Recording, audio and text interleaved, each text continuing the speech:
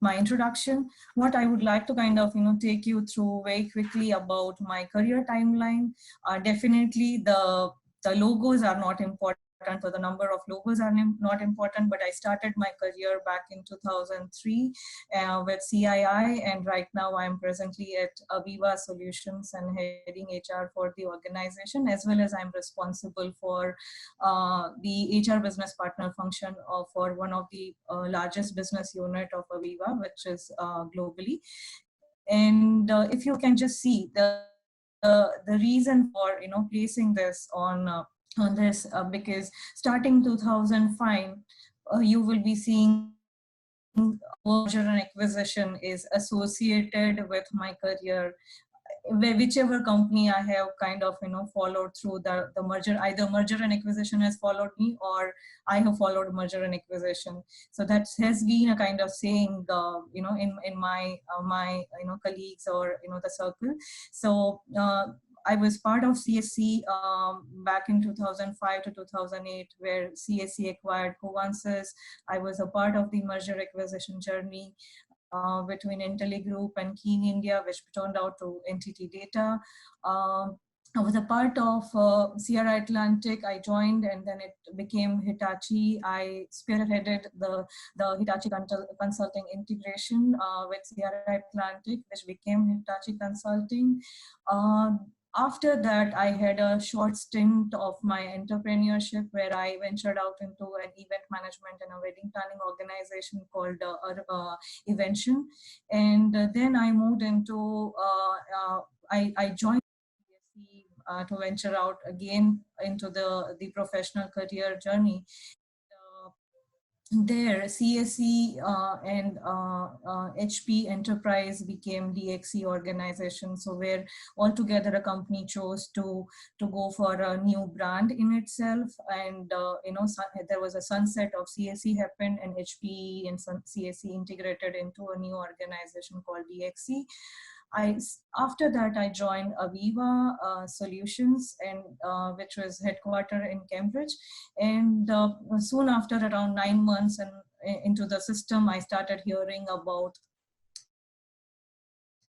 the Aviva's integration, news of it, Schneider Electric's software business. So Schneider Electric, I'm sure everyone must have heard the name of Schneider Electric, and the spin-off of Schneider Electric software business happened, and then it came and merged with Aviva, which is known as Aviva now.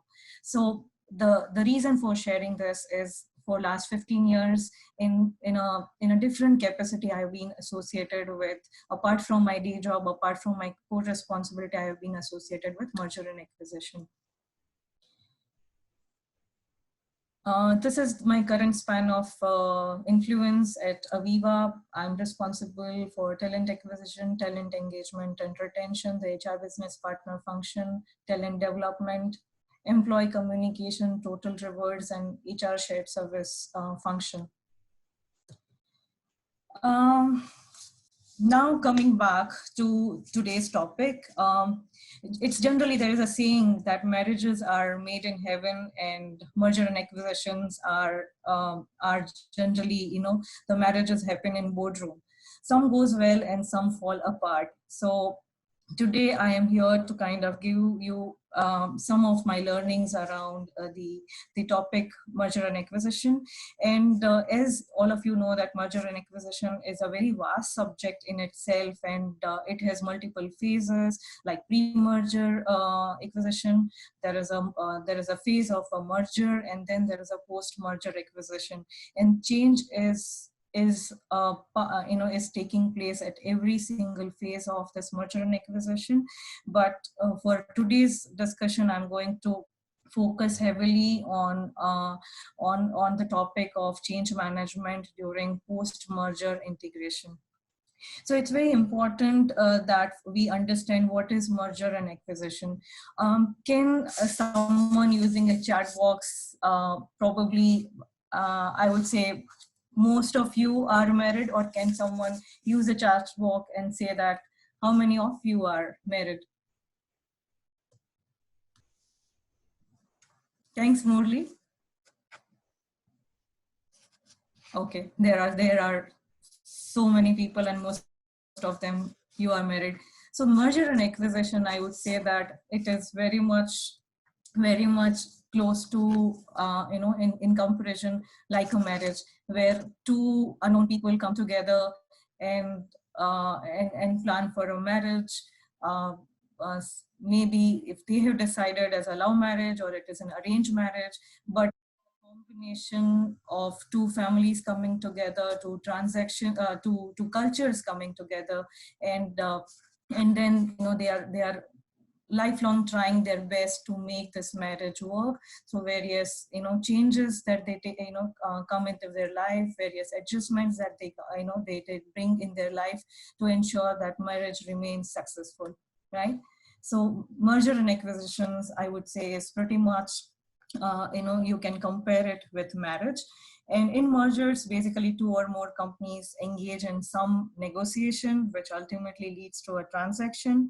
And acquisition also involves two companies, but the bigger company that acquires a smaller company basically swallows the another one. So merger and acquisition is the process of integrating two or more companies with different values, different culture, different processes, and so on, right? So I would like to ask you one question over here, that can you define in one word the feeling that you have gone through when you got to know first time about your company is going through a phase of merger and acquisition? One feeling that you as an individual, as a professional, as an HR professional, that you might have gone through when you got to know that your company is going through merger or you are excited. Okay, what's in for me? Will I be relevant? Job security, uncertainty, anxiety, um, sense of worry at the whether your role might lose clarity. What is going to be my role? You felt inferior. Okay, how big is the other company? Okay, so I think these are all the emotions we generally go through. Um, so yeah, so coming back on the topic, I understand the kind of the responses that I heard, that first time ever, though we are an HR people, or we are a business people, whether we are experienced or we are not experienced, in one word, people definitely felt some kind of challenge, some kind of insecurity when the question came around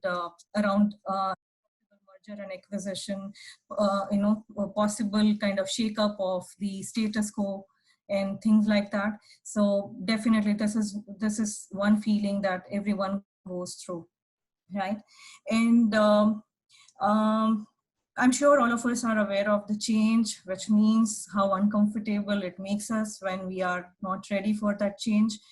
And any type of change is basically traumatic, but few things are scarier than a merger and acquisition.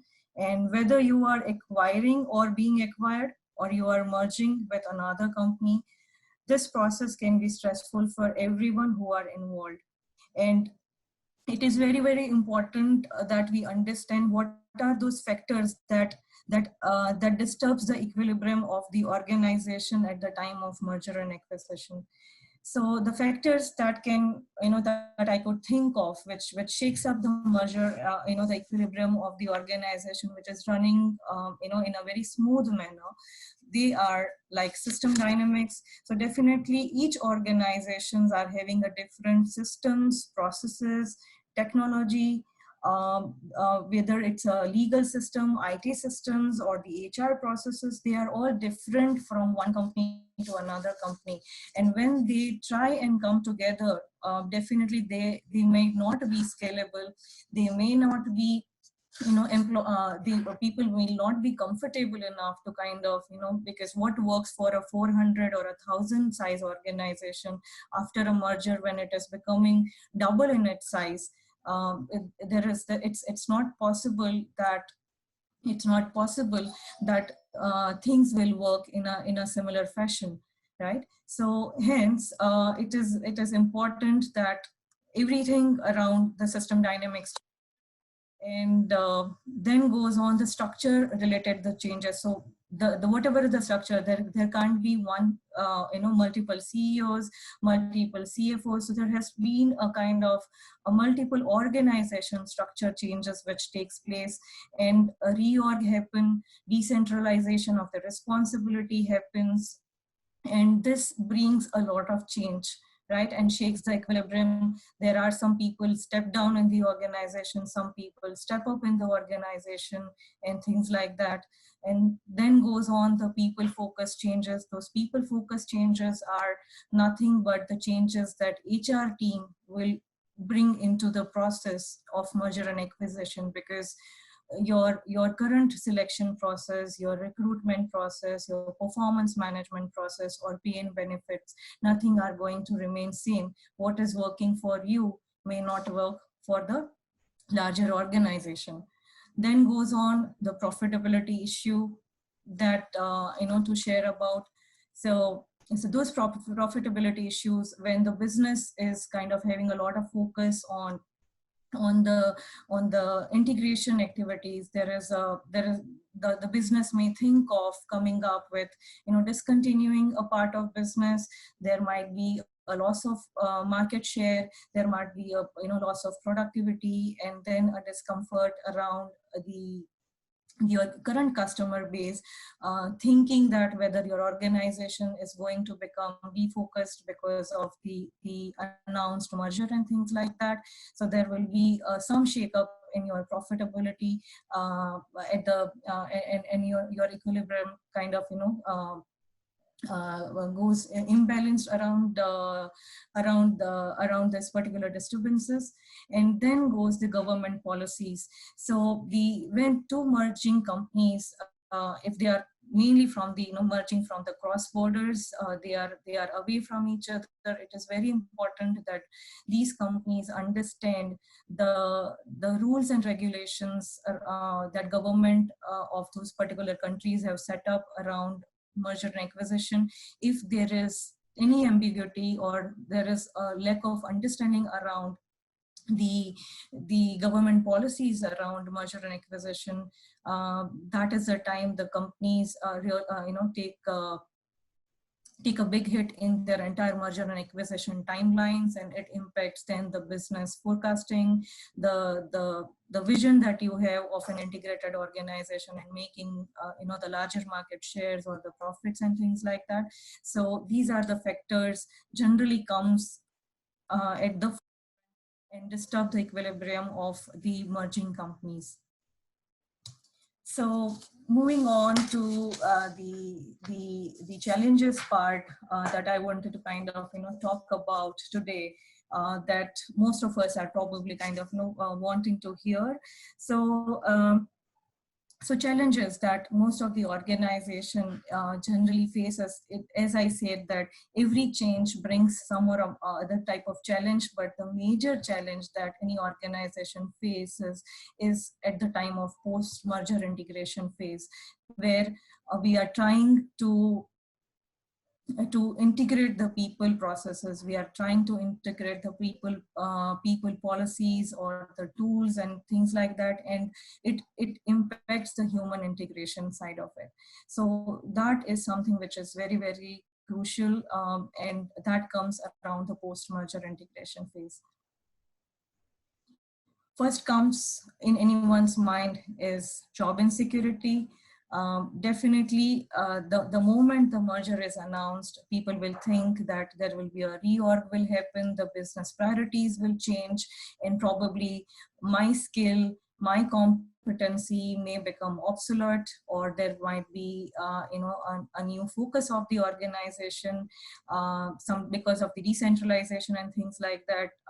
My job might be at stake. So there is a lot of and then the rumors further add to it, which is the next challenge. When employees receive half-baked information, or they are receiving some information from the external source but not the trusted source, which is the internal source, there is a lot of gossip happens in the organization, and that is the last thing we want as an HR team to happen, because it is very difficult to control the damage, because the employees complete attention goes away from the productivity, and it is very much difficult to bring the attention back onto the work and bring the positivity among the employees. Then comes the change of culture, operating structure and style. So the organization that are merging, they bring their own respective culture when they are merging, and definitely they are not having an awareness at the start of the culture of each other. There is no comparative analysis has been done about. So there has been a lot of kind of anxiety among employees that which particular culture will supersede, whether we are going to kind of sunset our culture, do we need to adopt the culture of another organization, and things like that. And how is the new operating structure will look like, and where I will fit into the larger scheme of things. And once the organization structure is set up, definitely some alignment will change, the reporting alignment will change, you might be going to the new business unit and things like that. So even the style of your leadership, the style of your people manager, everything is a kind of question that the employees goes through in their mind, and that poses a lot of challenge, lot of questions in front of HR teams and the management at this particular point of time. And some employees are brave enough to ask the question and try and get and seek the answer, whereas some employees are they keep it within themselves, they gossip or they sulk, and that leads to more and more of insecurity. Then goes the situation around organization branding.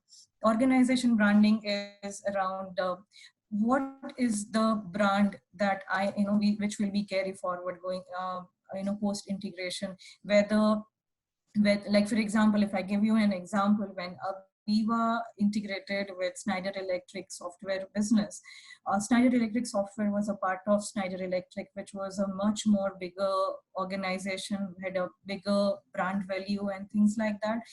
And during the integration, the early days, everyone had a question in Schneider Electric software business, which particular brand is going to be carried out, because the decision was not done whether it is going to be called as Aviva, it is going to be called as Schneider Electric, Aviva as Schneider Electric division or something like that. So a lot of disclarity around that, and employees, even at the time of hiring also, when we used to give a kind of sales pitch to our prospective candidates, they used to ask a lot that we know about Schneider Electric, but we do not know much about Aviva. So organization then need to work really hard to take various steps to kind of bring the brand value up, brand visibility up, and the perception around the branding much more up for not only for the external world, but for the integrated organization, for their employees. So it is very, very important that employees do think these things also very, very seriously, and that also pose a challenge in front of the organization. Then goes the maintaining the productivity and retention of the key talents. During the utter chaos situation, employees' attention now and then keeps going towards the gossip, and it becomes very difficult to kind of sustain their motivation level and bring the productivity level at a maintained level and things like that. And the more challenging task for the HR team is to work with the leadership team or the new set of leadership team in identifying the key talents, retention, coming up with certain measures around retentions and things like that to ensure that there is a business continuity, productivity loss is kind of controlled and things like that. Then goes the anxiety around the benefits and welfare. The moment the merger is announced, the first thing that the employee think is, will my pay structure change? I'm having a so and so, the great insurance benefits, whether the same benefits are going to continue, whether the benefits around car lease are going to continue. And there are so many other benefits and best practices probably one organization has, another doesn't have, and things like those employees think heavily, speculate a lot around this, and then it makes even at the early stage difficult for HR team also to provide these answers, or the leaders or the management team also to provide these answers, because there is a lot of work that the integration team or the HR team who is part of the integration activity is working behind the scene. That gives pause HR team into a lot of challenges, because one side there is a cost pressure, because when you are integrating both the organization, there is already a lot of cost going on the merger and integration activity, and the time whatever you can afford for example a 500 size organization, when you are becoming 10,000, 20,000 organization, the same spend you cannot continue in, when your organization becomes 10,000, 20,000, or a larger organization. So it is not always possible. And in that particular scenario, it is a very tough job on the head of HR, while calculating the harmonization process from both the organization side and coming up with something where they try and sensitize employees on that this is something that we need to offer to you as a best of both the world. And among all these chaos and changes around the business structure, reporting alignment, and things like that, and a lot of lack of clarity, employees feel the complete, the environment of lack of trust. And then if they are going and reaching out to their managers, if they are not having complete information, then goes the lack of trust and lack of support from the management as well. And these are the phases which do come in the post merger integration, but then comes the real of the HR or the change management team, which is working heavily around how to mitigate these challenges and come up with much more planned and efficient the change management of this particular merger process. And above all, because of all these challenges employees face, and gives and a lot of resistance to change comes in place, where people do not want to come out of their comfort zone. People are so much accustomed to the a way of things and way of operating and things like that, and there is an environment of resistance to change. So are you all with me so far?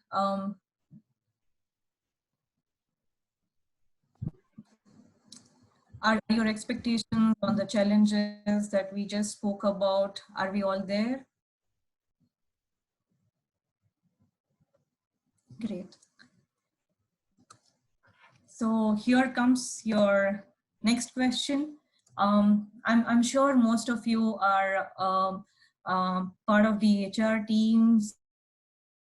Share with you the dates. Somewhere in March 2018 was the time where it was the kind of day one of the books of accounts was merged, and the business kind of merged end of March 2018. And April was the time where we kickstarted our journey around the culture through lots of employee involvement, where we went about conducting the culture cafe across the globe and involving employees in a 15-20 size group, employees and HR team.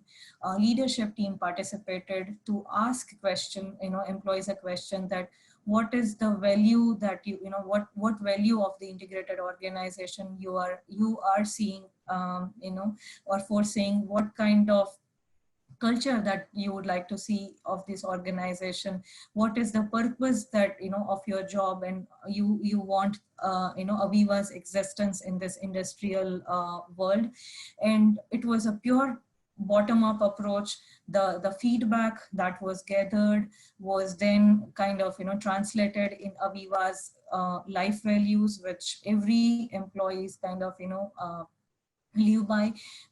Subsequently, the committee, subsequently we have worked with, we started engaging Spencer Stewart, who is a leader and consultant in this space, who has helped us in kind of building the culture model by first launching the culture survey for all our employees, where we understood what is our current culture and what is the culture that employees are kind of looking into. And based on that particular data, which was gathered, and the model which was kind of suggested by Spencer Stewart, we came up with our target culture priority.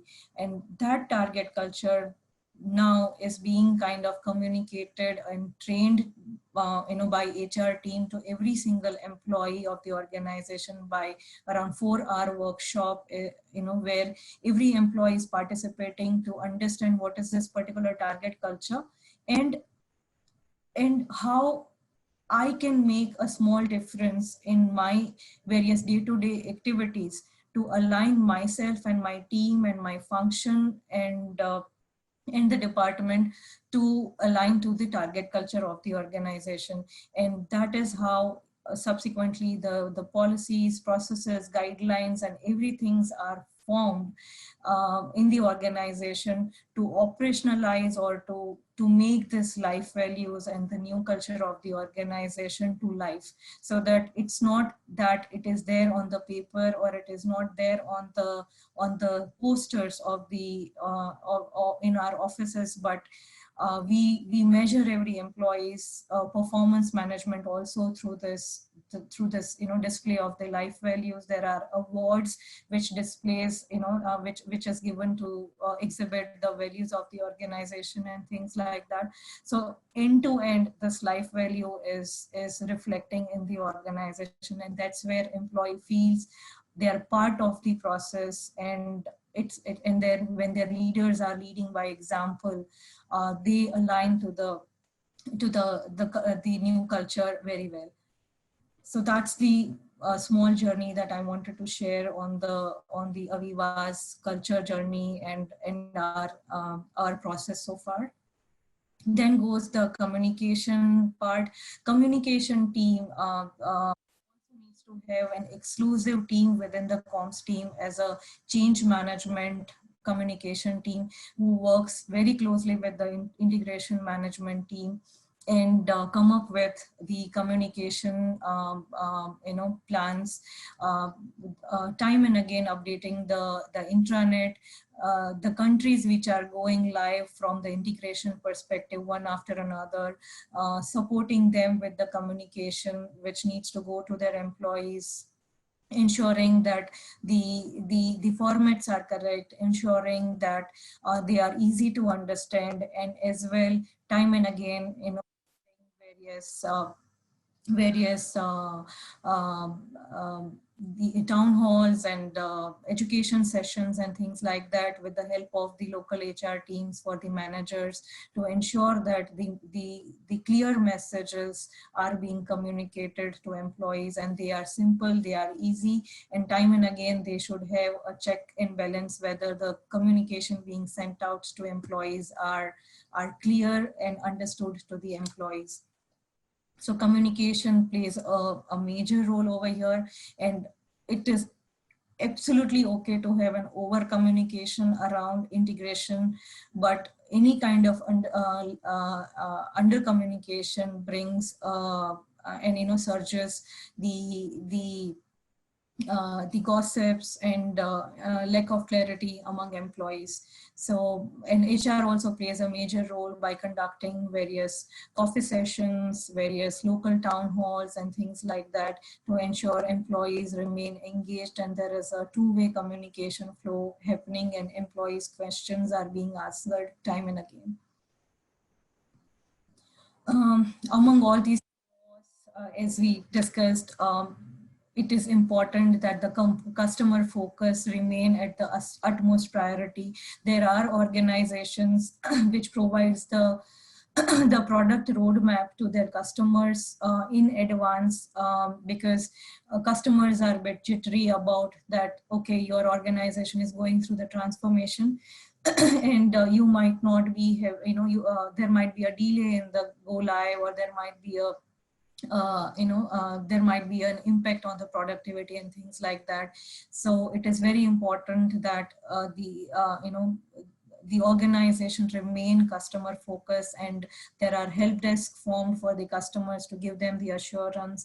There are roadmaps are shared with the customers to give them an assurance that sales team, product team are going to continue, or the support team are going to continue to have customer first, customer focus approach, and then there will not be any impact on the customer orientation while we are going through the transformation phase. Then goes the around the employee involvement. Now this is something very, very important. If employees are involved into the process, they know why this change is happening, they will themselves be aligned. And then there are certain things I already spoke about around the engagement sessions, the coffee group sessions and things like that.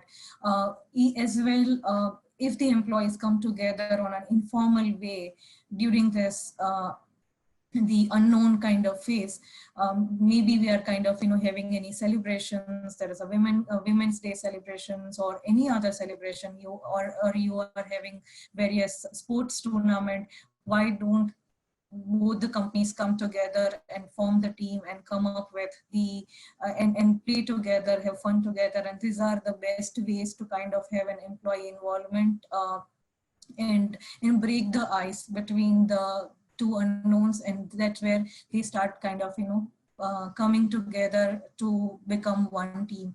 As well, there are various other things that we had come up with. The lower hanging fruits that I talk about, like the various learning sessions that the HR team had come up with, where the products of both the organizations were, the knowledge sharing sessions started, so that people know that how the products are kind of functioning in each other organization, what are the potential way of integrating these products to come up with something much more meaningful for the customers in the way forward. So these are the employee involvement made a lot of difference in be it a sales team, be it a product team and things like that. Then comes the tough part, but very, very important part, where HR plays an important role of harmonizing the HR processes by studying the policies, processes, benefits, everything tangibly, and comparing the cost of and coming up with the proposal of the new policies, new processes, new benefits in an integrated organization.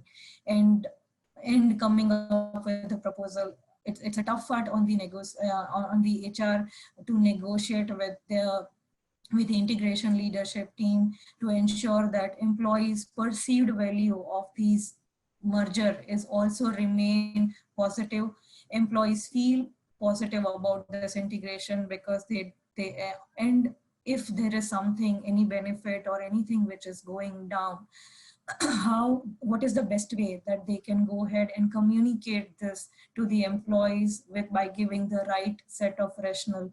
And subsequently, it is important for HR to socialize this change very effectively by aligning with the leadership team. Once the buy-in is established with them, then definitely they are to your side, who then subsequently, along with their help, HR team kind of conduct the orientation sessions for the managers, take the inputs from managers in case any changes required or something like that.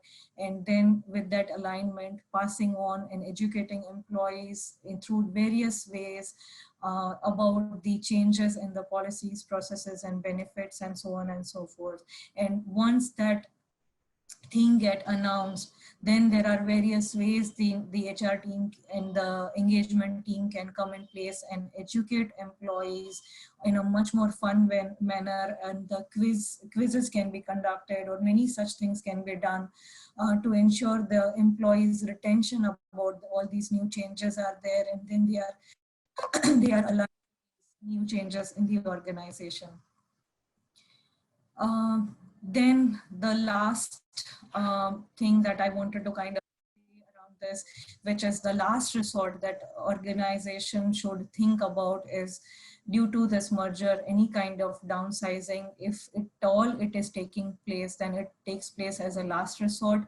And HR plays a very important role over here, that how we remain ethical, how we remain human through this particular process, to ensure that any employee who is being identified as a redundancy or downsizing team, we ensure that the human element is intake. Based on the labor compliance perspective, we ensure that their severance packages are well calculated, and there is a very less time in kind of passing on this benefit to the exiting employee. Even any kind of outplacement services or any kind of reference that the company can be providing to the employees at this particular time, would be those exiting employee will also go as with a right employee experience in the process. So this is something that if these are the some of the strategies around the change management as an organization, we follow it, I'm sure that merger and acquisition basically is quite, I would say, successful. It may not be as smooth as possible that we can think of, but yeah, there are turbulence time, but the right strategy, effective way of handling, and a right vision and communication really makes a lot of difference around the change management and a successful merger and acquisition. And I just want to kind of leave you with some key takeaways at the end of it, that it is very, very important to have a change management team equipped with systems around change management tools, and a lot of orientation is something which is required to dial up for all those people who are involved in this particular process, to ensure that it remains successful. Culture alignment is something which is very, very important, and I would say equally important as business alignment, because when the culture is aligned, people are aligned to the culture and vision of the organization, and then when they see their leaders are following that or leading by example, there will be a lot of trust building into the system. Then comes connect and collaboration. HR team plays a lot of role in ensuring that to bringing the leaders, the new leaders and the teams together by way of a lot of connects and collaborating platforms for employees, so that more and more alignment to the vision and the restructuring of the organization takes place. Then goes communicate, and communicate. That's the rule of the game of merger and acquisition. Over communication is absolutely okay than an under communication. Focus on your employee retention, and as well ensure that succession planning for your key resources, your key staff is in place, so that business continuity can never become a question, and you are not adding additional problems by having someone go who are key critical employee in the organization. during the entire process, ensure the feedback survey and the action surveys are being conducted and feedback is being received, that how the perception is being of the transaction or the various processes and things like that, and reconvene, think about this particular feedback that you are receiving and any actions that you are able to form through this, communicate back to the employees. And that's where again the trust will build, that their feedback collected is not just a mere way of collecting a feedback, but there is someone who is acting upon that feedback as well. And at the end, this is happening for the better business result and employee satisfaction. So in the entire process, employee satisfaction and business result are the utmost priority. Your customer is at the utmost priority, employees are the utmost priority. So that should always remain in the focus while you take any decision around merger and acquisition. So I just want to kind of close my topic saying that companies that change may survive, but companies that transform thrive. Change brings incremental or small scale adaptation, while transformation brings great improvements that ripple through the future of an organization. Very happy to answer any questions or anything that I could not, cover it as part of my presentation, but through question and answers, if I'm able to cover that, I'll be happy to do that. Yeah. Thank you so much, Falguni. That was a very insightful session. We have a question already in the chat box. I think Jay is asking, in your opinion, what metrics will comprise a successful M&A integration? What metrics will comprise a successful merger and integration? So I would say, I just spoke about a couple of them, so metrics, definitely the business result will be one, engagement level. So generally the board of directors would want to know about the profits that as an organization that we are making as an integrated organization. There is a target which has been given by the board to the executive management team, whether we are able to meet that target on the profit. Second is engagement level of the employees, because this is also very important. Attrition percentages post integration is also very much important. So engagement score is one profits, and your market capture, whether you are able to kind of expand the business in a new territory. Have you come up with some new products, new solutions to offer to the market? Your solutions and portfolio team have been successful in doing that.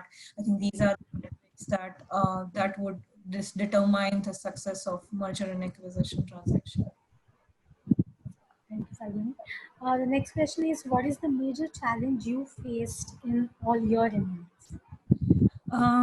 I would say in each merger and acquisition has posed a different challenges, and it's even important that at what stage of career that you are into that, and then your own maturity and all that. So one is, I would say, at the early stage of my answer also to the question when someone will ask me that what is the first feeling that I go through when I got to know that, okay, I'm getting into a merger and acquisition kind of situation. And my answer was, the challenge was a challenge. It sounded as a challenge to me, and that change, was something which was not so much acceptable, or I also was a bit resistant to change.